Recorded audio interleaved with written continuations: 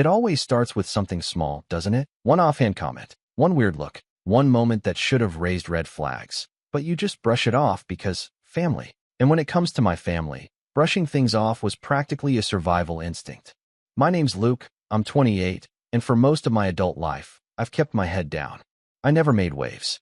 I stayed out of drama. That was my thing. I wasn't the golden child, the rebel, or the black sheep. I was just background noise. The quiet grandson.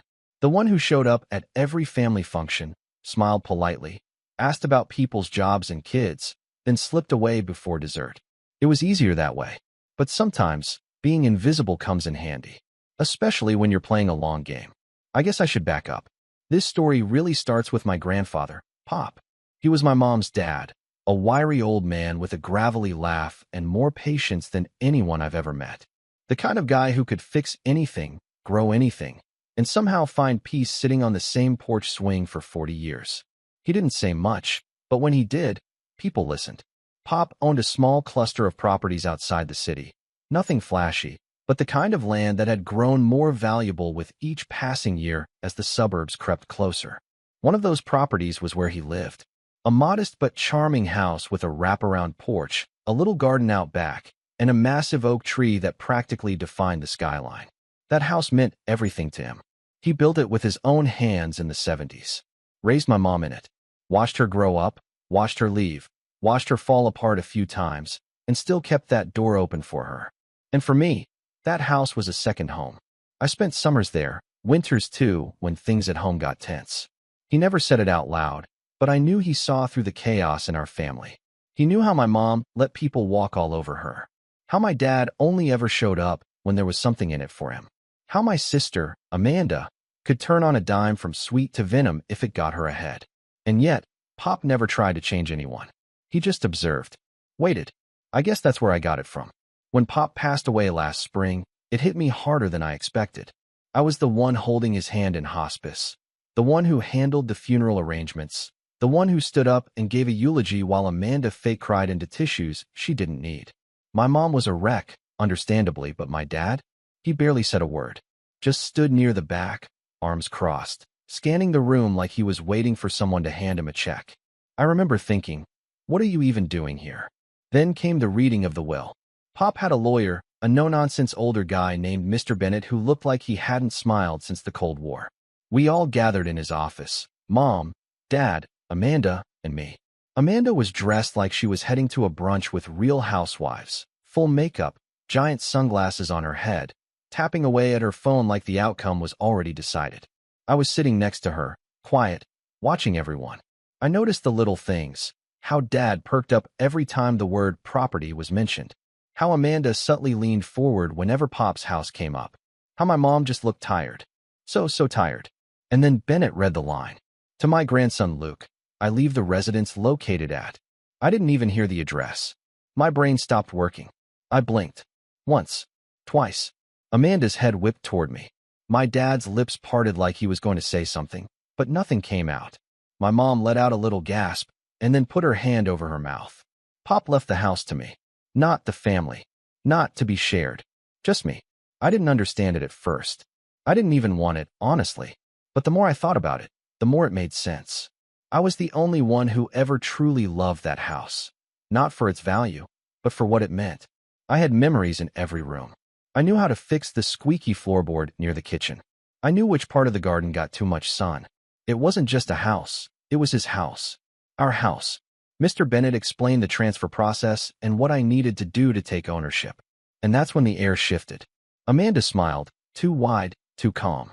My dad leaned back in his chair like he was trying to recalculate something. Mom whispered, "Are you sure that's what he wanted?" And Mr. Bennett gave her a look that said yes, very sure. He had Pop's handwritten notes. His exact instructions. There was no ambiguity. Afterward, Amanda caught me in the parking lot. "Congrats, Luke," she said, her voice sugary sweet. "Guess you finally got something out of being the favorite." I blinked at her. I wasn't the favorite. She smirked. "Sure. Keep telling yourself that." That was the first real crack. In the weeks that followed, I moved in. Quietly. I didn't make a big show of it. Just started cleaning things up, restoring the garden, fixing what needed fixing. I worked remotely, so I could stay full-time. I thought Amanda and Dad would move on once the shock wore off. I figured it stung a little, but they'd come around. I was wrong. It started with the visits. Amanda would swing by unannounced, often with iced coffee in one hand and her phone in the other, snapping photos of the house like she was listing it on Zillow. "Just documenting," she said with a wink. Then Dad started dropping hints. "You know, maintaining a house like this is a big job. Maybe you'd be better off selling and splitting it." I'd politely decline. Every time. Then Amanda showed up with a measuring tape. I watched from the porch as she walked the perimeter like a contractor, muttering to herself and scribbling in a notebook. "What are you doing?" I asked. "Just checking something," she said without looking up. "For what?" She glanced up, tilted her head. "You know, if you ever decide to be reasonable." That night, I called Mr. Bennett. Told him I had a feeling something was coming, and I didn't want to be caught off guard. He listened quietly, then said, "I'll take care of it. Just keep your head down." So I did. I signed everything over to his control, title, deed, estate management. Legally, it was all mine, but now, no one could touch a thing without going through my lawyer. It felt safe, like putting my legacy in a vault. But apparently, that just made them more desperate. Amanda stopped coming by for a while. So did Dad. Things got quiet. Too quiet. Until yesterday. And that's when everything exploded. Amanda and Dad came storming up the driveway, Amanda waving a piece of paper and grinning like she'd won the lottery. "Guess what, Luke?" she said, all fake cheer. "We transferred the deed. It's in my name now. So pack your stuff." I stood there, blinking. "Excuse me." Dad chimed in. "We took care of it. You don't need to worry about the legal stuff anymore." I stared at them. Then I asked, calmly, "Are you sure about that?"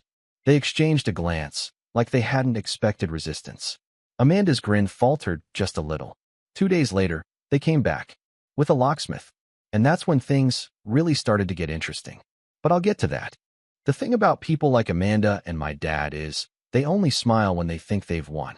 That day they showed up with the locksmith, Amanda was practically glowing. She strutted up my driveway in these ridiculous heels that kept sinking into the gravel, waving around some printout like it was a golden ticket to the chocolate factory. And my dad, always the silent partner in her schemes, trailed behind her with his arms folded, nodding like a mafia boss approving a hit. I was sitting on the porch, calm, mug of coffee in my hand. I didn't say a word at first, just watched, observed. Pop would have done the same. I knew what was about to happen, and I wasn't going to give them the satisfaction of a reaction. Amanda stopped at the bottom of the steps and held up the paper. "You're trespassing," she declared, loud enough for the poor locksmith to hear. The guy looked uncomfortable, glancing between us like he realized halfway through that this wasn't the kind of job he wanted. "You heard me," she went on. "This house is legally mine now. The deed has been transferred. You're living here illegally, Luke." My dad added, "Don't make this harder than it needs to be." I just sipped my coffee. "Interesting." Amanda narrowed her eyes. "What's that supposed to mean?" I stood up slowly, took one step toward them, and tilted my head. "You're sure about that deed?" She hesitated for just a second, just long enough to tell me she wasn't. Not really. But she had already committed to the performance, so she doubled down. "Of course we are. We had it notarized and everything. Uncle Martin helped. He's done it before." That made my stomach twist. Uncle Martin was our mom's older brother. A sleazy real estate agent who skirted the line of legal and ethical like it was a tightrope. If they got him involved, it meant they were serious. But it also meant they were sloppy. "I see," I said. "You forged a deed and used Martin to file it." Amanda's smirk faltered. "We didn't forge anything. You filed it without the property owner's consent," I said. "That's fraud." She rolled her eyes. "Oh, please. Grandpa wanted us to have this house. You just manipulated him." My dad nodded like a bobblehead. He wasn't in his right mind. "You took advantage of a dying old man." That one hit harder than I expected. I clenched my jaw. "I was with him every day. You showed up once. Drunk." Amanda didn't even visit. "She was busy," Dad snapped. "Doing what?" "Taking Instagram selfies and attending yoga brunches." Amanda's eyes flared. "You're such a jerk, Luke. This house was always meant for family, not just for you to hide away like some hermit." "Then why didn't he leave it to you?" That shut her up. The locksmith, sensing the tension, cleared his throat. Look, maybe I should come back later. This feels like a family thing." Amanda spun around. "No, you're getting that lock off. Now." I watched the poor guy shrink a little as she shoved the paper toward him. He stared at it for a long time. This isn't even the original. It's a printout. We have the original at home, she snapped. This is just a copy. Even so, he said carefully, I can't legally remove a lock if the occupant says they live here and have proof of ownership. I smiled. Would you like to see mine? Amanda turned scarlet. You can't just wave some paper around and say it's yours. But I was already walking back inside. I returned with a slim folder. Not flashy, not thick, just a few pages. Official, stamped, signed. The locksmith took one glance, nodded, and stepped back like the house was radioactive. Yeah, I'm out. Good luck with that. He practically jogged down the driveway to his van. Amanda and Dad stood there, stunned. I tucked the folder under my arm. Next time, I said quietly, bring a lawyer, not a thief. They didn't say anything, just turned and left, Amanda stomping like a toddler in heels. I thought that would be the end of it, but it wasn't. A few days later, I started noticing weird things. My mailbox was left open. The garden hose had been slashed. One of the tires on my car had a slow leak. Nothing major, just little annoyances. Enough to make me paranoid. I installed cameras, locked every window, made copies of everything, and sent them to Mr. Bennett. He called me the next morning. You were right, he said. They filed something at the county clerk's office. Fake deed. It's already under review, but they'll probably try to stall. Delay. Make your life miserable. What do I do? Stay calm, he said. Don't confront them again. Let me handle it. But be prepared. They're desperate. He wasn't wrong. That weekend, I went out to pick up groceries. When I came back, my front door was wide open. At first, I thought I had been robbed. But nothing was missing. Everything was just rearranged. Furniture moved. Photos removed from the walls. My clothes dumped out of drawers. It was like someone had tried to erase me. Like they were reclaiming the space. On the kitchen counter, there was a note. In Amanda's handwriting. This house is mine. Enjoy your little vacation while it lasts. I took a photo. Sent it to Bennett. He replied, change the locks. Again, keep documenting everything. I did. But that was the moment something in me snapped. Up until that point, I had played it cool, quiet, respectful. I still believed that eventually, they'd back down. That maybe, just maybe, some piece of them would remember we were family. But standing in that living room, looking at my childhood memories scattered like trash, I realized something important. They didn't see me as family. They saw me as an obstacle. And obstacles get pushed. That night, I couldn't sleep. I just lay there on the couch, because they'd dumped my mattress on the floor, staring at the ceiling and replaying every moment from the past year. Every fake smile. Every subtle dig. Every time Amanda accidentally forgot to invite me to a family event. Every time Dad talked down to me like I was a clueless kid. Every moment my mom looked the other way. This house was supposed to be a gift, a legacy, but it had become a battlefield. And for the first time in my life, I was ready to fight. Not with fists, not with yelling, but with something far more dangerous. Leverage. I started digging. Amanda wasn't exactly discreet about her life. Her Instagram was practically a diary of bad decisions. Fancy vacations with sketchy business partners. Tagged locations in places she claimed she'd never been. A photo of her in front of a property she once insisted she barely visited when the family asked why she wasn't around for Pop's final weeks. And Dad, well, let's just say there's only so much you can lie on a bankruptcy filing before things start to look suspicious. I compiled everything. Quietly. Carefully. Then I made a call to Mr. Bennett. I want to push back, I said. Not just defend. I want to go on the offensive. There was a pause. Then, for the first time ever, I heard him chuckle. Good, he said. Let's make them regret it. But before we could act, they escalated again. And this time, they didn't just target me. They went after Mom. She called me one afternoon, her voice shaking. Amanda and your father stopped by?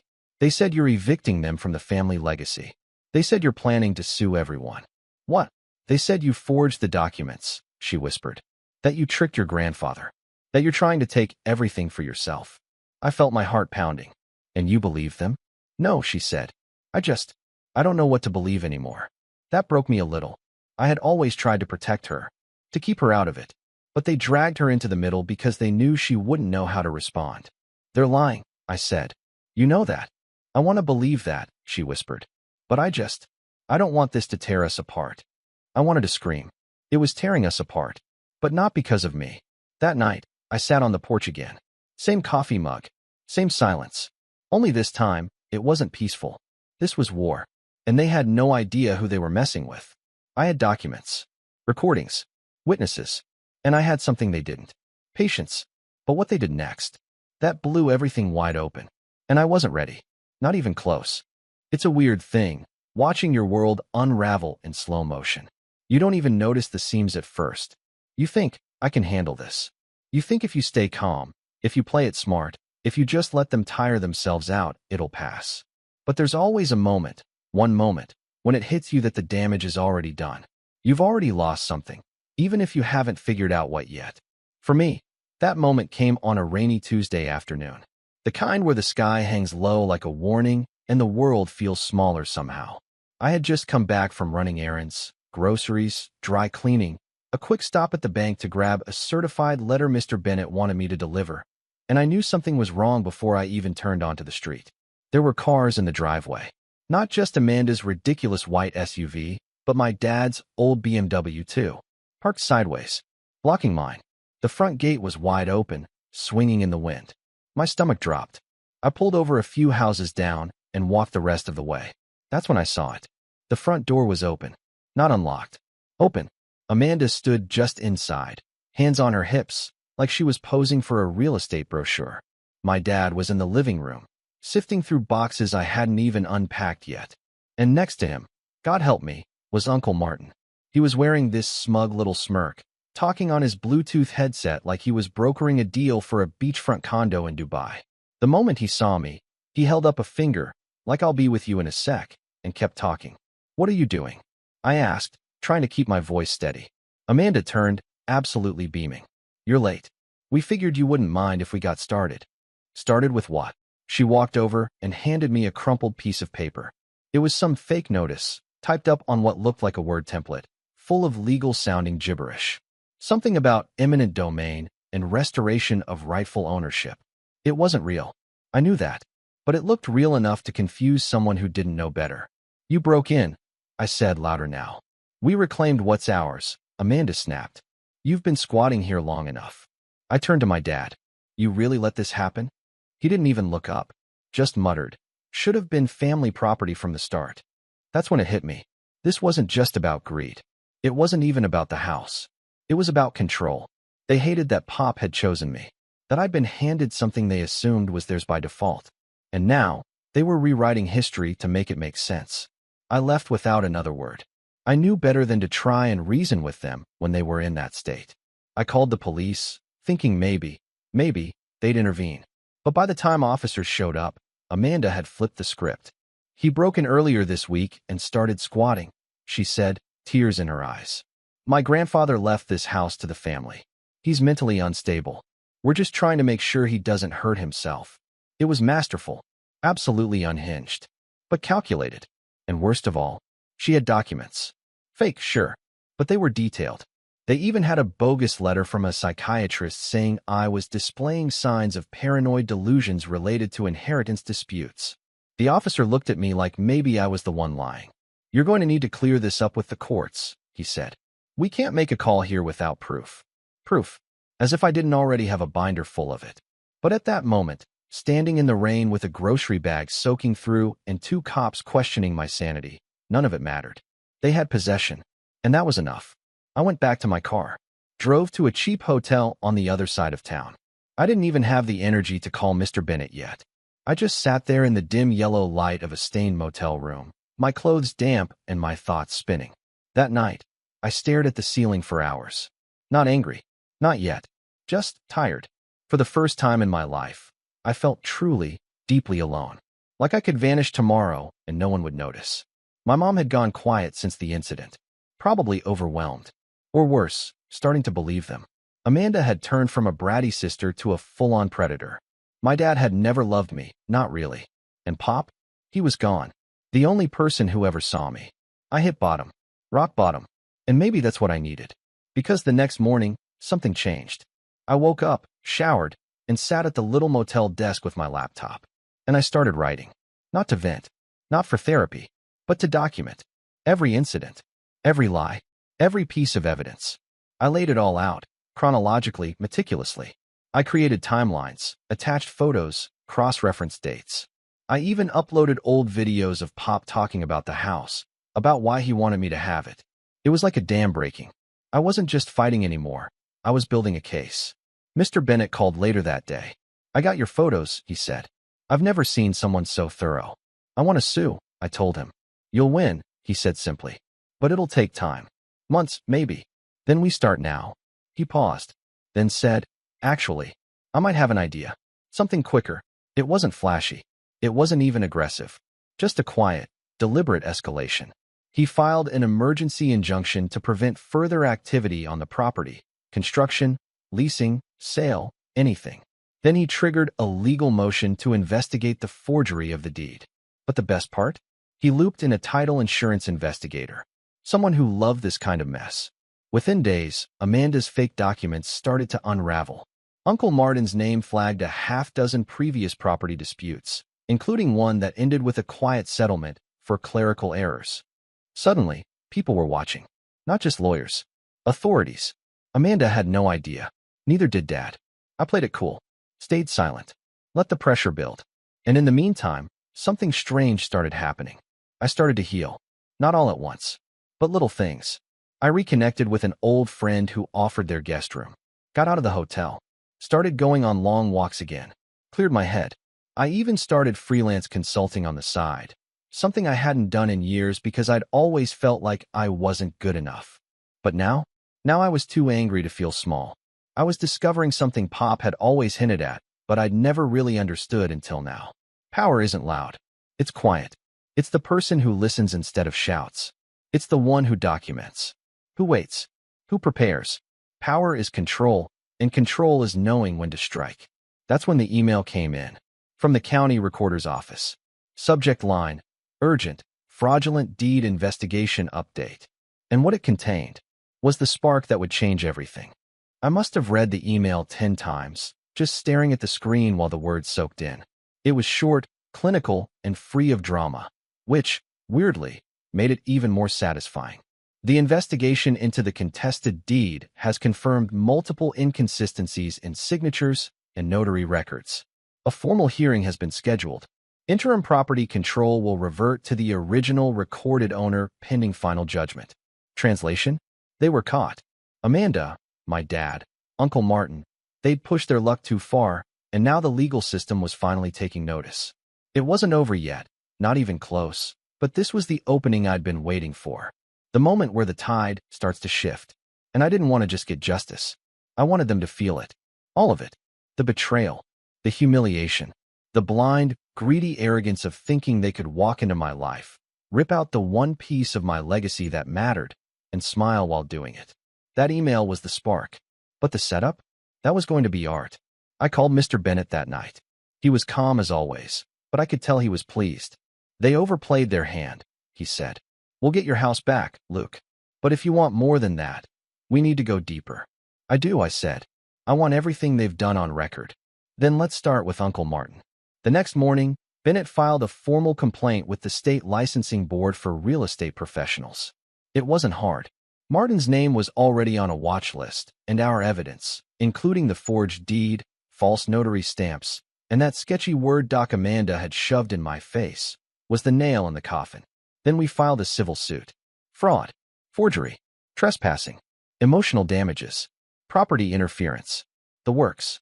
Bennett even added Amanda's name directly to the complaint, not just as a participant, as a primary actor. "Make her feel it," I told him. "Oh, she will." But I wasn't just building legal cases. I was building leverage. And leverage, as Pop once told me, is best used when no one sees it coming. That's when I started reconnecting with the family. Not Amanda or Dad. No, the rest of them. The aunts and uncles. Cousins I hadn't seen in years. People who still talked about Pop like he was a legend. Which, to me, he was. It started with one cousin, Melanie. She was older than me by a few years, but we'd always gotten along when we were kids. I reached out, told her what was going on. Sent her the court filings. Showed her the fake deed. Her reply? "Holy crap. I knew Amanda was shady, but this is next level." She wasn't the only one. Word spread fast, and soon I had half a dozen relatives texting me. asking what they could do to help. Not all of them were close to Amanda, but some were still in contact with Dad. And what they sent me was pure gold.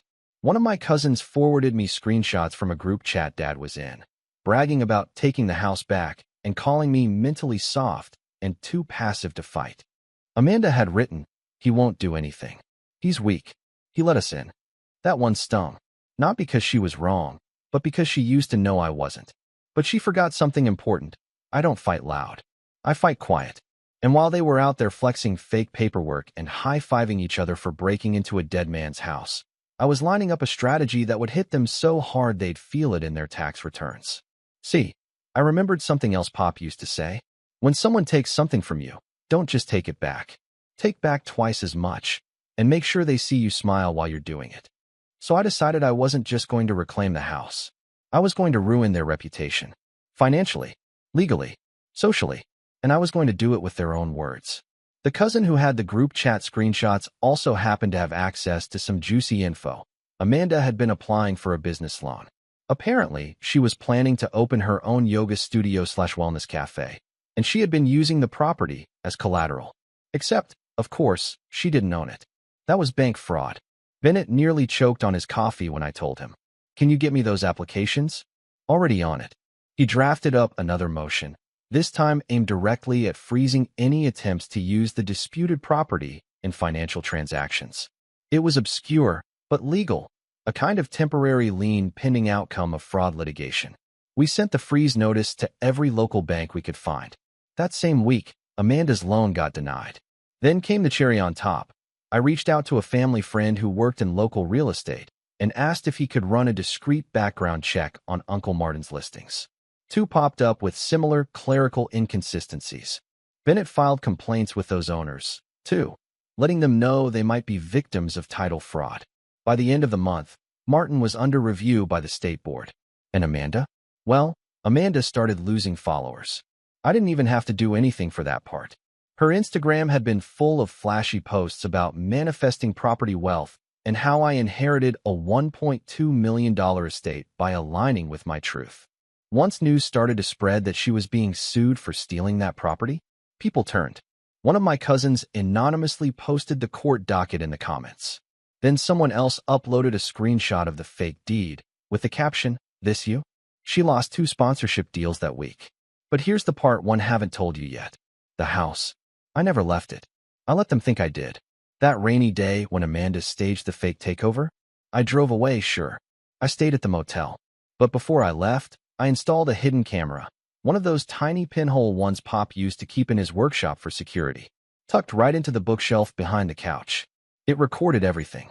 Every time Amanda walked in and declared the place hers. Every time my dad opened drawers and muttered about what he was going to sell. Every time they laughed about me being too slow to fight back. And every time they made calls, to the bank, to Martin, to potential renters, discussing terms. That footage was now sitting on Bennett's desk. "I've seen criminal trials with less evidence," he said. But I wasn't finished yet. Because now that I had control of the legal narrative and the emotional upper hand with the extended family, it was time to hit them where it really hurt. Their pride. So I waited for the perfect moment. And when it came, oh, it was beautiful. 2 days before the court hearing, Amanda planned a house blessing event. She posted about it online, invited friends, influencers, and even a few distant family members who didn't yet know the truth. She captioned it, "So proud to continue Grandpa's legacy. Can't wait to show you all the renovations." Renovations. That's when I knew I had her. Because altering the property while it was under legal dispute, that's not just stupid. That's illegal under the injunction. So I made a call to the county. Then I made another one. And then I made a third. And on the day of the house blessing, Amanda showed up with her little white balloons and catered vegan cupcakes, only to be greeted by a sheriff's deputy, a court officer, and a very polite county inspector holding a cease and desist notice. They shut the whole thing down in 20 minutes. People started asking questions. And then I walked up the driveway, documents in hand, smiling like I was there for the cupcakes. Amanda turned ghost white. "You're not supposed to be here," she hissed. I held up the court notice. "Actually, I am." Her voice cracked. "You're insane." "Maybe," I said, stepping past her. "But I'm still the legal owner." And then the front door creaked open. and for a second Amanda looked like she'd seen a ghost. Standing in the doorway wasn't me. It was Mr. Bennett, in a sharp gray suit, legal folder in one hand, and a court officer standing directly behind him. Calm, unbothered, like he was stepping into a conference room and not a battlefield that had once been my grandfather's porch. Amanda froze. Her eyes darted from me to Bennett to the sheriff's deputy beside the county inspector. Dad, who had just rounded the corner of the house holding what looked like a tray of wine glasses, stopped mid-step and blinked like a deer in headlights. Uncle Martin? Nowhere to be seen. The house blessing party had fizzled into a puddle of confusion. Guests murmured. Someone whispered, "Is this that lawsuit thing?" The decorator awkwardly deflated a balloon. Amanda's yoga instructor friend snapped a picture for Instagram, then immediately deleted it when she realized what was happening. Bennett took a step forward. "This property," he said, voice clear, calm, and just loud enough, "is currently under injunction due to a pending fraud investigation. No gatherings are allowed, no alterations, and certainly no attempts to transfer or lease ownership." Amanda's mouth opened, then closed, then opened again. "This is a family event," she said, flailing. "We're just honoring Grandpa's legacy." "You mean the legacy you attempted to falsify legal documents to steal?" Bennett replied flatly. "Those weren't falsified," she said, her voice cracking. "You're just jealous because, she turned to me. Because he manipulated everything." Bennett ignored her. He turned to the court officer. "Execute the notice." The officer stepped forward and handed Amanda an envelope. "Another to my dad." "I suggest you vacate immediately," the officer said. "Any continued occupation of this property without the owner's consent may be considered trespassing and will be enforced accordingly." "This is insane," Amanda shouted. "You can't just throw us out like criminals." She looked to Dad, waiting for backup. But Dad didn't say anything, just stood there, tight-lipped, hands gripping the wine glasses. The color had drained from his face, and for the first time in my life, I saw it: fear. Not anger, not arrogance. Fear. Because even he knew this was over. I stepped forward. "Let me be very clear. You broke into this house. You staged fraudulent documentation. You attempted to use the property as collateral for a business loan. You tried to sell it. You had no right." Amanda was shaking now. "We were just trying to take back what should have been ours." "But it wasn't," I said. "It never was." She lunged forward. "Grandpa loved all of us. He would have wanted. Grandpa saw through you."